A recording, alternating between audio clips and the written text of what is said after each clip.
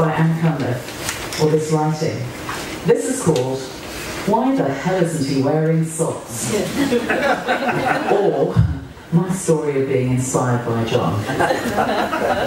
Okay, it might look like I was wondering about the socks, or lack of them, but actually I was ruminating on Bakhtin's notion of heteroglossia. Oh, what the heck, I was thinking about the socks. We were giving a conference keynote in Milan on authorship revisited, and I can't recall why he wasn't wearing socks, but I do remember thinking fondly that this was quintessentially John. A nonconformist, a quite radical, insightful, provocative, challenging, inspirational, and sockless in the face of convention. Over the years, we've had many conversations, usually whilst one of us is in another part of the world.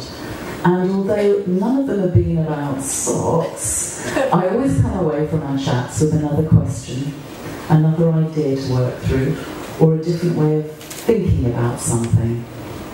So, how has John inspired me? I think he's in every paper I've written, and if his name is missing from one, then he'll be embedded spiritually and intellectually in the paper, because we would have discussed it sometime and somewhere. We met back in 1994 in New Hampshire when, as I wrote in my chapter in Tim Concoran and John Crombie's book, this is the Bedfordshire book that came out now, I was inspired by 21 words he had written on page 118 of Conversational Realities. 21 words that made a difference to my way of thinking, my research, and my life. I shall take it that the basic practical moral problem in life is not what to do, but who to be. What were John's words saying to me? First, they challenged one of my then basic guiding principles in life, that you have to figure out what is the right thing to do. And of course there is a right way to do things.